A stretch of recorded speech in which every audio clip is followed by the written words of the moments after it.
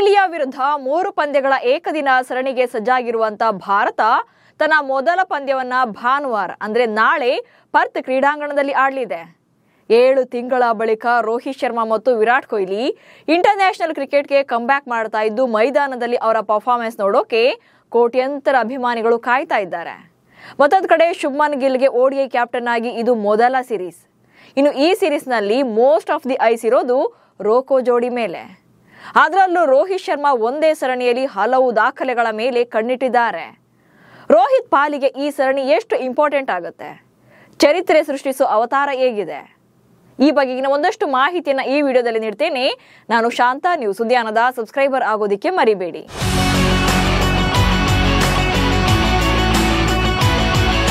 ಕಳೆದೊಂದು ದಶಕದಿಂದ ಟೀಮ್ ಇಂಡಿಯಾದಲ್ಲಿ ಪವರ್ ಹಿಟ್ಟರ್ ಬ್ಯಾಟರ್ ಆಗಿರುವಂತಹ ರೋಹಿತ್ ಶರ್ಮಾ 2022ರಲ್ಲಿ ಆಲ್ ಫಾರ್ಮೆಟ್ ಕ್ಯಾಪ್ಟನ್ ಆಗಿ ಸೆಲೆಕ್ಟ್ ಆಗ್ತಾರೆ. ಅಲ್ಲಿಂದ ಈಚೆಗೆ ಭಾರತದ ಪರ ಮ್ಯಾಚ್ ವಿನ್ನಿಂಗ್ ಪರ್ಫಾರ್ಮೆನ್ಸ್ ಕೊಡ್ತಾನೆ ಬಂದಿದ್ದಾರೆ. ಆದರೆ ಕಳೆದ 3 ವರ್ಷಗಳಲ್ಲಿ for the first time captain ಅಲ್ಲದೆ ಕಣಕ್ಕಿಳಿತಾ ಇದ್ದಾರೆ, ಅಂದ್ರೆ ಒಬ್ಬ ಪ್ಲೇಯರ್ ಆಗಿ. ಗಿಲ್ ಕ್ಯಾಪ್ಟನ್ಸಿಯಲ್ಲಿ ಓಪನರ್ ಆಗಿ ಅಖಾಡಕ್ಕಿಳಿಯುವಂತ ರೋಹಿತ್ ಶರ್ಮಾ ಹಲವು ದಾಖಲೆಗಳ ಮೇಲೆ ಕಣ್ಣಿಟ್ಟಿದ್ದಾರೆ. ಸೊ ಆಸ್ಟ್ರೇಲಿಯಾ ಸರಣಿಯಲ್ಲಿ ಯಾವೆಲ್ಲ ರೆಕಾರ್ಡ್ಸ್ ಅನ್ನ ಬ್ರೇಕ್ ಮಾಡ್ತಾರೆ, ಈ ಬಗ್ಗೆ ನೋಡ್ತಾ ಹೋಗೋಣ.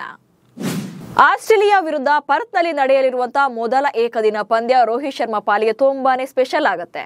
ಯಾಕಂದ್ರೆ ಇದು ರೋಹಿತ್ ಶರ್ಮಾಗೆ 500ನೇ ಅಂತಾರಾಷ್ಟ್ರೀಯ ಪಂದ್ಯವಾಗುತ್ತೆ. 2007ರಲ್ಲಿ ಐರ್ಲೆಂಡ್ ವಿರುದ್ಧದ ಚೊಚ್ಚಲ ಪಂದ್ಯದಿಂದ ಇಲ್ಲಿವರೆಗೆ ರೋಹಿತ್ ಶರ್ಮಾ 499 ಅಂತಾರಾಷ್ಟ್ರೀಯ ಪಂದ್ಯಗಳನ್ನಾಡಿದ್ದಾರೆ. ಅಂತಾರಾಷ್ಟ್ರೀಯ ಕ್ರಿಕೆಟ್ನಲ್ಲಿ ಈ ಸಾಧನೆ ಮಾಡಿದಂತ 5ನೇ ಭಾರತೀಯ ಎಂಬ ದಾಖಲೆ ಹಿಟ್ಮ್ಯಾನ್ ಪಾಲಾಗುತ್ತೆ. ಇದಕ್ಕೂ ಮುಂಚೆ ಸಚಿನ್ ತೆಂಡೂಲ್ಕರ್, MS ಧೋನಿ, ವಿರಾಟ್ ಕೊಹ್ಲಿ ಹಾಗೆ ರಾಹುಲ್ ದ್ರಾವಿಡ್ ಮಾತ್ರನೇ 500+ ಇಂಟರ್ನ್ಯಾಷನಲ್ ಪಂದ್ಯಗಳನ್ನಾಡಿದ್ದಾರೆ.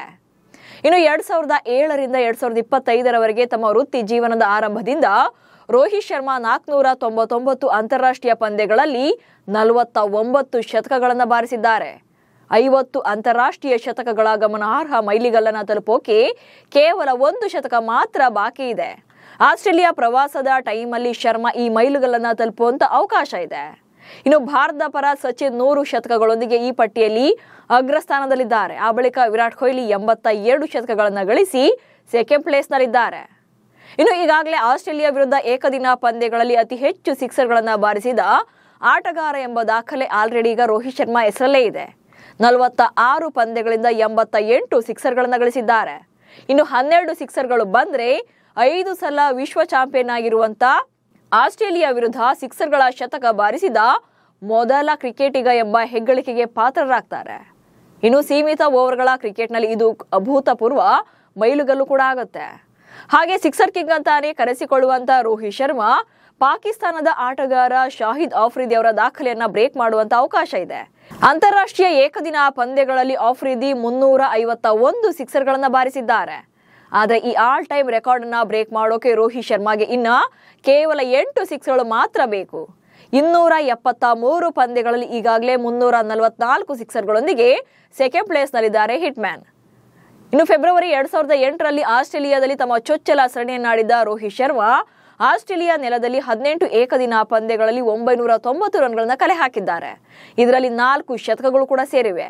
ಆಸ್ಟ್ರೇಲಿಯಾ ವಿರುದ್ಧವೇ 1000 ಏಕದಿನ ರನ್ ಗಳಿಸಿದ ಮೊದಲ ಭಾರತೀಯ ಬ್ಯಾಟ್ಸ್ಮನ್ ಆಗೋಕೆ ಇನ್ನು 10 ರನ್ಗಳ ಅಗತ್ಯ ಇದೆ. ಹಾಗೆ ಏಕದಿನದಲ್ಲಿ ಅತಿ ಹೆಚ್ಚು ರನ್ ಗಳಿಸಿದ 3ನೇ ಭಾರತೀಯ ಆಟಗಾರನಾಗೋಕೆ 54 ರನ್ಗಳು ಅಗತ್ಯ ಇದೆ. ಈ ಲಿಸ್ಟ್ ಅಲ್ಲಿ ಸಚಿನ್ ತೆಂಡೂಲ್ಕರ್ ಫಸ್ಟ್ ಪ್ಲೇಸ್ ನಲ್ಲಿದ್ದಾರೆ. ಸಚಿನ್ ತೆಂಡೂಲ್ಕರ್ 18,426 ರನ್ಗಳನ್ನ ಕಲೆ ಹಾಕಿದ್ರೆ 2ನೇ ಸ್ಥಾನದಲ್ಲಿರುವಂತಹ ವಿರಾಟ್ ಕೊಹ್ಲಿ 13,000ಕ್ಕೂ ಹೆಚ್ಚು ಭಾರತೀಯ ಏಕದಿನ ರನ್ ಪಟ್ಟಿಯಲ್ಲಿ ಅಗ್ರಸ್ಥಾನದಲ್ಲಿದ್ದಾರೆ. ಇನ್ನು ಸೌರವ್ ಗಂಗೂಲಿ 11,221 ರನ್ಸ್ಗಳೊಂದಿಗೆ 3ನೇ ಸ್ಥಾನದಲ್ಲಿದ್ದಾರೆ. ಇನ್ನು 11,168 ಏಕದಿನ ರನ್ಗಳೊಂದಿಗೆ ರೋಹಿತ್ ಶರ್ಮಾ ಗಂಗೂಲಿಯನ್ನ ಹಿಂದಿಕ್ಕಿ ಭಾರತದ ಸಾರ್ವಕಾಲಿಕ ಅತಿ ಹೆಚ್ಚು ಏಕದಿನ ರನ್ ಗಳಿಸಿದ 3ನೇ ಆಟಗಾರನಾಗೋಕೆ ಕೇವಲ 54 ರನ್ಗಳ ಅಗತ್ಯ ಅಷ್ಟೇ ಇದೆ. ಇನ್ನು ರೋಹಿತ್ ಶರ್ಮಾ 3 ಮಾದರಿಗಳಲ್ಲಿ ಅಂದ್ರೆ ಟೆಸ್ಟ್, ಏಕದಿನ, T20 ಸೇರಿ 19,700 ರನ್ಗಳನ್ನ ಕಲೆ ಹಾಕಿದ್ದಾರೆ. ಅಂದ್ರೆ ಅಂತಾರಾಷ್ಟ್ರೀಯ ರನ್ಸ್ ಇದು. ಆಸ್ಟ್ರೇಲಿಯಾ ವಿರುದ್ಧದ ಸರಣಿಯಲ್ಲಿ 3 ಪಂದ್ಯಗಳಿರುತ್ತೆ, ಏಕದಿನ ಪಂದ್ಯಗಳಲ್ಲೂ. ಈ 3 ಪಂದ್ಯಗಳಲ್ಲೂ ಕೂಡ ಅದ್ಭುತ ಪ್ರದರ್ಶನ ನೀಡಿ 300 ರನ್ಸ್ ಏನಾದ್ರೂ ಕಲೆ ಹಾಕಿದ್ರೆ 20,000 ರನ್ಗಳ ಗಡಿಯನ್ನ ದಾಟಿದಂತಾಗತ್ತೆ. ಇದು ಭಾರತೀಯ ಆಟಗಾರರಲ್ಲಿ ಅಪರೂಪದ ಮೈಲುಗಲ್ಲು.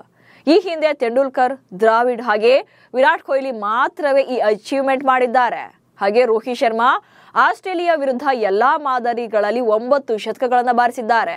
ಅವರ ಮುಂದಿನ ಶತಕದಿಂದ ಆಸ್ಟ್ರೇಲಿಯಾ ವಿರುದ್ಧ 10 ಶತಕಗಳನ್ನು ದಾಖಲಿಸಿದ ಏಕೈಕ ಭಾರತೀಯ ಆರಂಭಿಕ ಬ್ಯಾಟ್ಸ್ಮನ್ ಎಂಬ ಹೆಗ್ಗಳಿಕೆಗೆ ಪಾತ್ರರಾಗ್ತಾರೆ. ಇನ್ನು ಭಾರತದ ಆರಂಭಿಕ ಆಟಗಾರನಾಗಿ ಕೂಡ ಚರಿತ್ರೆ ಸೃಷ್ಟಿಸುವಂತ ಅವಕಾಶ ಇದೆ. ವೀರೇಂದ್ರ ಸೆಹ್ವಾಗ್ ಎಲ್ಲಾ ಮಾದರಿಗಳಲ್ಲಿ 15,758 ರನ್ಗಳನ್ನು ಗಳಿಸಿ ಭಾರತೀಯ ಆರಂಭಿಕ ಬ್ಯಾಟ್ಸ್ಮನ್ಗಳಲ್ಲಿ ಅಗ್ರಸ್ಥಾನದಲ್ಲಿದ್ದಾರೆ. ಇನ್ನು ರೋಹಿತ್ ಶರ್ಮಾ 2025ರ ಚಾಂಪಿಯನ್ಸ್ ಟ್ರೋಫಿ ಬಳಿಕ 15,584 ರನ್ಗಳನ್ನು ಕಲೆ ಹಾಕಿದ್ದಾರೆ. ಸೆಹ್ವಾಗ್ ಅವರನ್ನ ಹಿಂದಿಕ್ಕೋಕೆ ಹಾಗೆ ಅಂತಾರಾಷ್ಟ್ರೀಯ ಕ್ರಿಕೆಟ್ನಲ್ಲಿ ದಿ ಬೆಸ್ಟ್ ಭಾರತೀಯ ಆರಂಭಿಕ ಬ್ಯಾಟ್ಸ್ಮನ್ ಆಗೋಕೆ 174 ರನ್ಗಳ ಅಗತ್ಯ ಇದೆ. ಇನ್ನು ಏಕದಿನ ಕ್ರಿಕೆಟ್ನಲ್ಲಿ 100 ಕ್ಯಾಚ್ಗಳ ಮೈಲುಗಲ್ಲನ್ನ ತಲುಪೋಕೆ 3 ಕ್ಯಾಚ್ ಅಷ್ಟೇ ಬಾಕಿ ಇದೆ. ರೋಹಿತ್ ಶರ್ಮಾ ಇದುವರೆಗೆ ಒನ್ ಡೇ ಇಂಟರ್ನ್ಯಾಷನಲ್ ನಲ್ಲಿ 97 ಕ್ಯಾಚ್ಗಳನ್ನ ಹಿಡಿದಿದ್ದಾರೆ. ಹೀಗೆ ರೋಹಿತ್ ಶರ್ಮಾ ಏಕದಿನ ಮಾದರಿಯಲ್ಲಿ 16 ರೆಕಾರ್ಡ್ಸ್ಗಳನ್ನ ಮಾಡಿದ್ದಾರೆ. ಅದರಲ್ಲೂ ಕೂಡ ರೋಹಿತ್ರ ಡಬಲ್ ಸೆಂಚುರಿ ರೆಕಾರ್ಡ್ನಂತೂ ಸದ್ಯಕ್ಕಂತೂ ಯಾರಿಂದಲೂ ಬ್ರೇಕ್ ಮಾಡೋಕೆ ಸಾಧ್ಯನೇ ಇಲ್ಲ. ಏಕದಿನ ಮಾದರಿಯಲ್ಲಿ ರೋಹಿತ್ ಶರ್ಮಾ ಮಾತ್ರನೇ 3 ಸಲ ಡಬಲ್ ಸೆಂಚುರಿಗಳನ್ನ ಬಾರಿಸಿದ್ದಾರೆ. 2013ರಲ್ಲಿ ಆಸ್ಟ್ರೇಲಿಯಾ ವಿರುದ್ಧ 209 ರನ್ಗಳನ್ನ ಕಲೆ ಹಾಕಿದ್ರು. ಹಾಗೆ 2014ರಲ್ಲಿ ಶ್ರೀಲಂಕಾ ವಿರುದ್ಧದ 264 ರನ್ಗಳ ಅತ್ಯಧಿಕ ವೈಯಕ್ತಿಕ ಏಕದಿನ ಸ್ಕೋರ್ ಆಗಿದೆ. ಇದು ಯಾವುದೇ ಬ್ಯಾಟ್ಸ್ಮನ್ ಒಬ್ಬ ಡಬಲ್ ಸೆಂಚುರಿ ಸಿಡಿಸಿರುವಂತಹ ಅತ್ಯಧಿಕ ವೈಯಕ್ತಿಕ ಸ್ಕೋರ್ ಇದು 264. ಇನ್ನು 2017ರಲ್ಲಿ ಶ್ರೀಲಂಕಾ ವಿರುದ್ಧವೇ 207 ರನ್ ಗಳಿಸಿ ಅಜೇಯರಾಗಿ ಉಳಿದಿದ್ರು. ಸದ್ಯಕ್ಕೆ ಓಡಿಐನಲ್ಲಿ ಹಲವು ಕ್ರಿಕೆಟರ್ಸ್ ಡಬಲ್ ಸೆಂಚುರಿಯನ್ನ ಸಿಡಿಸಿದ್ರು ಕೂಡ 1 ಸಲಕ್ಕೆ ಮಾತ್ರ ಸೀಮಿತವಾಗಿದೆ. ಆದ್ರೆ ಏಕದಿನ ಮಾದರಿಯಲ್ಲಿ ರೋಹಿತ್ ಶರ್ಮಾ ಮಾತ್ರನೇ 3 ಸಲ ಡಬಲ್ ಸೆಂಚುರಿ ಸಿಡಿಸಿದ್ದಾರೆ. ಹೀಗಾಗಿ ರೋಹಿತ್ ಶರ್ಮಾ ಯಾವತ್ತಿದ್ರೂ ಕೂಡ ಓಡಿಐನಲ್ಲಿ ದಿ ಬೆಸ್ಟ್ ಬ್ಯಾಟ್ಸ್ಮನ್. ಟೆಸ್ಟ್ ಮತ್ತು T20ನಿಂದ ನಿವೃತ್ತಿ ಹೊಂದಿ ಏಕದಿನದಲ್ಲಿ ಮಾತ್ರವೇ ರೋಹಿತ್ ಶರ್ಮಾ ಕಂಟಿನ್ಯೂ ಆಗ್ತಾ ಇರೋದಕ್ಕೆ ಕಾರಣ ಕೂಡ ಇದೆ. 2023ರ ಏಕದಿನ ವಿಶ್ವಕಪ್ ಟ್ರೋಫಿಯನ್ನ ಒಂದೇ ಒಂದು ಹೆಜ್ಜೆಯಲ್ಲಿ ಕಳ್ಕೊಂಡಿದ್ರು. ಅಜೇಯವಾಗಿ ಫೈನಲ್ಗೆ ತಂಡವನ್ನ ಕೊಂಡೊಯ್ದಿದ್ದಂಥ ರೋಹಿತ್ ಶರ್ಮಾ ಕೊನೆಗೆ ಆಸ್ಟ್ರೇಲಿಯಾ ವಿರುದ್ಧ ಸೋಲ್ಬೇಕಾಯಿತು. ಹೀಗಾಗಿ 2027ರ ವಿಶ್ವಕಪ್ ಮೇಲೆ ಕಣ್ಣಿಟ್ಟಿದ್ದು ಜಸ್ಟ್ ಆಟಗಾರನಾಗಿ ಆದರೂ ಕೂಡ ಮುಂದುವರಿಯೋಕೆ ಒಪ್ಕೊಂಡಿದ್ದಾರೆ. ಇದಕ್ಕಾಗಿಯೇ 38 ವರ್ಷದ ರೋಹಿತ್ ಶರ್ಮಾ ಜಸ್ಟ್ 2 ತಿಂಗಳಲ್ಲಿ 10 kg ತೂಕ ಇಳಿಸ್ಕೊಂಡಿದ್ದಾರೆ. ಫಿಟ್ ಅಂಡ್ ಫೈನ್ ಆಗಿ ಆಸ್ಟ್ರೇಲಿಯಾಗೆ ಕಾಲಿಟ್ಟಿದ್ದಾರೆ. ಸದ್ಯ ಆಸೀಸ್ ಸರಣಿಯಲ್ಲಿ ಮತ್ತೊಮ್ಮೆ ಹಿಟ್ಮ್ಯಾನ್ ಸಿಡಿಯಲಿ, ರೆಕಾರ್ಡ್ಗಳು ಕ್ರಿಯೇಟ್ ಆಗಲಿ, ಕ್ಯಾಪ್ಟನ್ಸಿಯಿಂದ ಕೆಳಗಿಳಿಸಿರುವಂತಹ BCCIಗೂ ಕೂಡ ಬುದ್ಧಿ ಬರಲಿ ಅಂತ ನಾವು ಕೂಡ ವಿಶ್ ಮಾಡೋಣ. ನಮಸ್ಕಾರ.